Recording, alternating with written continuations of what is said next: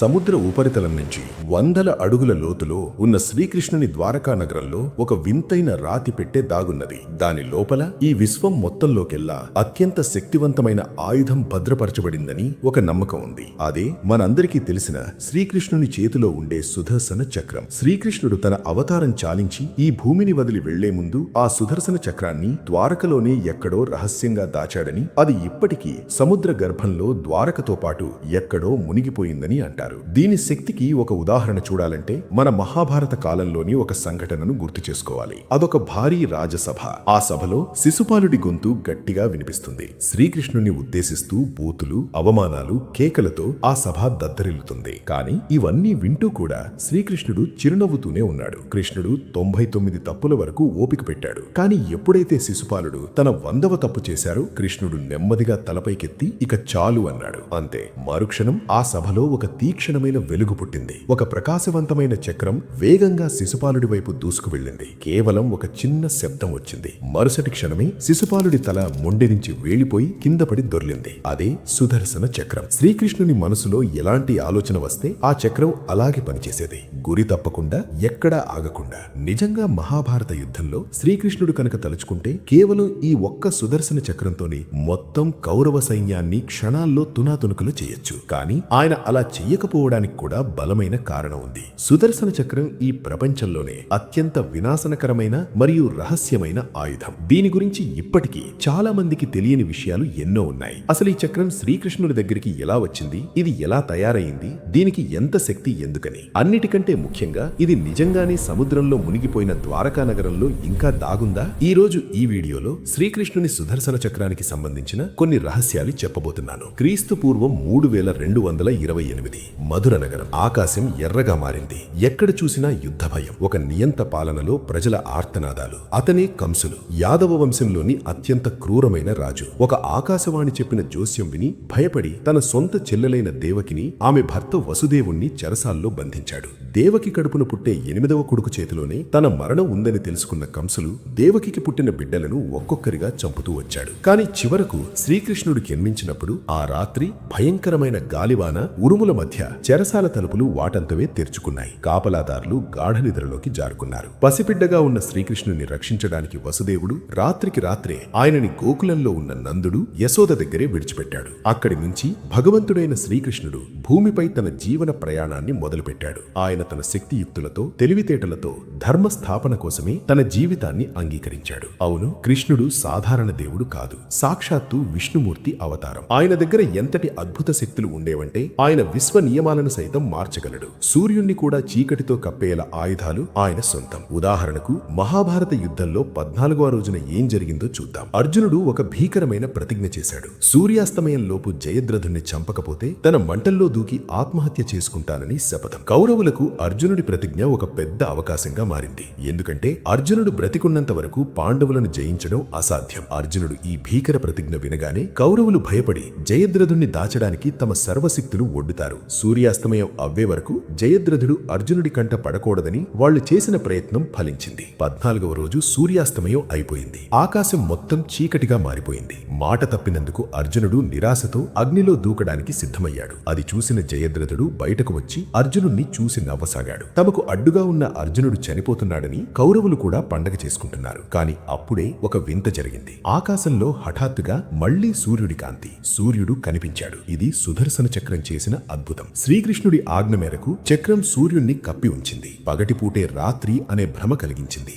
జయద్రథుడు బయటకు రాగానే సూర్యుడు మళ్లీ వచ్చాడు. వెంటనే అర్జునుడు జయద్రథుణ్ణి వధించాడు. మీకు తెలుసా, సుదర్శన చక్రం కేవలం దేవుళ్లు వాడే ఆయుధం మాత్రమే కాదు, అది శ్రీకృష్ణుని శరీరంలాగా ఒక భాగం లాంటిది. అది ఎప్పుడూ ఆయన వెంటే ఉంటూ ఆయన ఆజ్ఞ పాటిస్తుంది. దాని లక్ష్యం ఎవరైనా సరే వాళ్ల అంతం ఖాయం. శత్రువు ఈ విశ్వంలో ఎక్కడ దాక్కున్నా, ఏ లోకానికి వెళ్లినా సరే సుదర్శన చక్రం అన్ని డైమెన్షన్స్ లోనూ అన్ని దిశల నుంచి దాటుకుంటూ వాళ్ళని వేటాడుతుంది. పని పూర్తి కాగానే మళ్లీ శ్రీకృష్ణుడి చేతిలోకి వెడుతుంది. అందుకే ఋగ్వేదంలో విష్ణుమూర్తి సుదర్శన చక్రాన్ని వీల్ ఆఫ్ టైం అని వర్ణించారు. అంటే కాలచక్రం. సుదర్శన అనేది ఒక సంస్కృత పదం. దీని అర్థం శుభదర్శనం. కానీ చరిత్ర చూస్తే దీని దర్శనం శత్రువులకు ఏమాత్రం శుభం కాదు. ఎందుకంటే విష్ణువు కాని కృష్ణుడు కాని దీన్ని ప్రయోగించారు అంటే ఎవరికో మూడినట్టే. హిందూ శాస్త్రాల్లో ఈ చక్రం పుట్టుక గురించి 2 కథలున్నాయి. విష్ణు పురాణం ప్రకారం సూర్య భగవానుడు వేడిని తగ్గించడానికి విశ్వకర్మ సూర్యుణ్ణి సానబెట్టినప్పుడు రాలిన ఆ ప్రకాశవంతమైన సౌరధూళి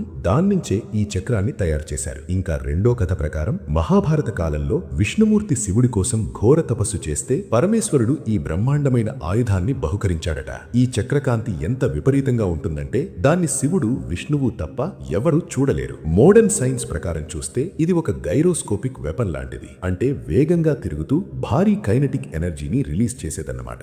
దీనికి విష్ణు ఆలోచనలతో చేత్తో కనెక్టివిటీ ఉంటుంది. కొన్ని థియరీల ప్రకారం ఇది మినీ వామ్ హోల్ క్రియేట్ చేసి ఇది టెలిపోర్ట్ కూడా అవ్వగలదు. మరో శక్తివంతమైన సిద్ధాంతం ఏంటంటే ఈ చక్రం క్వాంటమ్ ఎంటాంగిల్మెంట్ ద్వారా శ్రీకృష్ణుడి చేత్తో అనుసంధానించి ఉంటుంది. అంటే కృష్ణుడి ఆలోచన ఎక్కడికి వెళితే సమయం వృధా కాకుండా చక్రం అక్కడికి క్షణాల్లో చేరుకుంటుంది. మహాభారత సమయంలో శత్రువులు కృష్ణుణ్ణి ఎన్నోసార్లు అవమానించారు, కోపం తెప్పించారు. చివరికి పాండవులు కూడా తమ సామర్థ్యం కోసం సుదర్శన చక్రాన్ని వాడమని శ్రీకృష్ణుడిని అడిగారు. కానీ శ్రీకృష్ణుడు ఎప్పుడూ ఆవేశంలోనూ ఆలోచన లేకుండానూ దీన్ని వాడలేదు. ఎందుకంటే సుదర్శన చక్రాన్ని ఉపయోగించడం అంటే ఎదుటివారి సర్వనాశనాన్ని శాసించడమే అని ఆయనకు తెలుసు.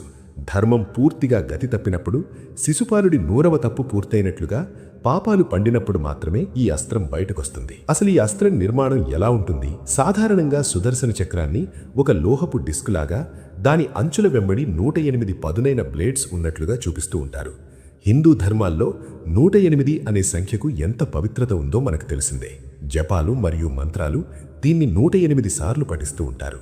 శాస్త్రీయంగా చూస్తే ఈ చక్రం గాలిలో తిరుగుతున్నప్పుడు దాని వేగం ఎంత ఎక్కువగా ఉంటుందంటే అది తన చుట్టూ ఉన్న గాలిలోని అణువులను కాల్చేసి ప్లాస్మా లాంటి విపరీతమైన వేడిని పుట్టిస్తుంది. పురాణాల్లో దీన్ని సూర్యుడంత ప్రకాశంతో నెరువు వేగంతో ప్రయాణించే ఆయుధంగా వర్ణిస్తారు. దీని వేగానికి ఒక ఉదాహరణ సాల్వ రాక్షసుడి కథలో కనిపిస్తుంది. సాల్వ తన మాయా విమానమైన సౌభాలంలో వచ్చి ద్వారకపై దాడి చేసింది. తన మాయాజాలంతో భ్రమలు కల్పించి నగరాన్ని నాశనం చేయడం మొదలుపెట్టాడు. ద్వారక సైన్యం ఎంత పోరాడినా ఆ మాయను ఛేదించలేకపోయింది. అప్పుడు శ్రీకృష్ణుడు యుద్ధంలోకి దిగి సుదర్శన చక్రాన్ని వదిలారు. ఆ చక్రం నెరువు వేగంతో వెళ్లి సాల్వుడి మాయా విమానాన్ని నిలువున చీలించి అతని భ్రమను అంతం చేసి పని పూర్తి కాగానే మళ్లీ ఏమీ జరగనట్టుగా శ్రీకృష్ణుడి చేతికి తిరిగి వెళ్ళింది. సరే, సుదర్శన చక్రం శక్తి గురించి మనకు అర్థమైంది. కానీ ఈ చక్రం కాలం మరియు డైమెన్షన్స్లను ఎప్పుడు దాటింది? ఎప్పుడైనా ఒక శత్రువును వెంటాడుతూ సుదర్శన చక్రం వేరొక బ్రహ్మాండంలోకి వెళ్లిన సంఘటన మన పురాణాల్లో ఉందా? అది దుర్వాస మహర్షి కథ. ఆయన తన కోపానికి పెట్టింది పేరు. ఒకరోజు ఆ కోపంలోనే శ్రీకృష్ణుని పరమభక్తుడైన అంబరీషుణ్ణి ఎలాంటి కారణాలు లేకుండా శపించాడు. ఈ విషయం తెలిసిన శ్రీకృష్ణుడు స్వయంగా రాకపోయినా తన సుదర్శన చక్రాన్ని పంపించారు. ఈ చక్రం ముందుగా దుర్వాస మహర్షి తన మంత్రశక్తులతో సృష్టించిన రాక్షసుల్ని భస్మం చేసింది. కానీ అక్కడితో అది ఆగలేదు. దుర్వాస మహర్షిని వెంటాడింది. ప్రాణాలు కాపాడుకోవడానికి దుర్వాసులు పరుగెత్తిన చోటలేదు. భూలోకం నుంచి బ్రహ్మలోకం వరకు, అక్కడి నుంచి శివలోకం వరకు వెళ్లారు. వేరువేరు దిశల్లో వేరువేరు బ్రహ్మాండాల్లో శరణు కోరారు. కానీ సుదర్శన చక్రాన్ని ఆపగలిగే శక్తి ఎవరి దగ్గర లేదు కదా. అది ఒక మిస్సైల్ కంటే పవర్ఫుల్.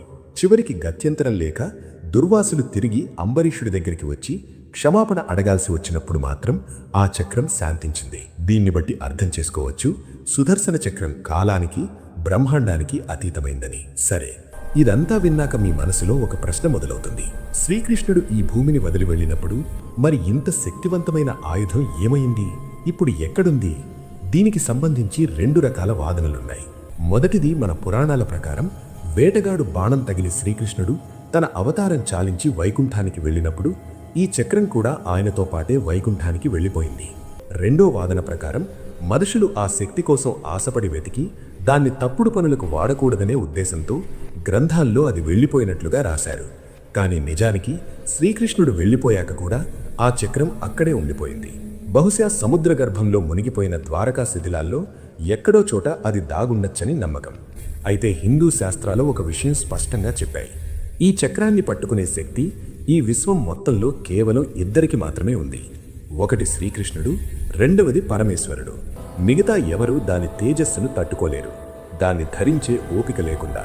సుదర్శన చక్రమే కాదు, మన పురాణాల్లో బ్రహ్మాస్త్రం లాంటి ఇతర భయంకరమైన ఆయుధాల ప్రస్తావన కూడా ఉంది. ఆశ్చర్యకరమైన విషయం ఏంటంటే కేవలం దేవుళ్లే కాదు, దేవతల శక్తులున్న కొందరు మనుషులు కూడా ఇలాంటి ఆయుధాలను ధరించారు. కేవలం సుదర్శన చక్రమే కాదు, బ్రహ్మాస్త్రం గురించి కూడా ఒక మాట ఉంది. ఈ అస్త్రం కనుక ఒక్కసారి ప్రయోగిస్తే అక్కడ మిగిలేది కేవలం విధ్వంసం మరియు బూడిద మాత్రమే. బ్రహ్మాస్త్రం తర్వాత వచ్చేది పరమేశ్వరుడి అత్యంత శక్తివంతమైన ఆయుధం పాశుపకాస్త్రం. దీని గురించి పురాణాల్లో ఏం చెప్పారు అంటే, దీని శక్తి ఎంత స్థిరంగా ఉంటుందంటే ఇది ఒక్కసారి బయటకొస్తే కేవలం విశ్వ నియమాలనే కాదు, స్పేస్ టైం కంటిన్యూయేషన్ అంటే ఈ శూన్య గతిని కూడా మారుస్తుంది, సృష్టి దిస్తూచిని మారుస్తుంది. కొంతమంది మోడర్న్ ఫిజికిస్టులు దీన్ని మైక్రో బ్లాక్ హోల్ జనరేటెడ్ అని పోలిస్తారు. అంటే ఇది పదార్థాన్ని అస్తిత్వం లేకుండా తుడిచిపెట్టేసి ఒక ఎనర్జీ ఇంపల్షన్. అర్జునుడు తపస్యం చేసి ఈ పాశుపతాస్త్రాన్ని సంపాదించాడు, కానీ దాన్ని ఎప్పుడూ ఉపయోగించలేదు. అర్జునుడు ఎంత కోపంలో ఉన్నా సరే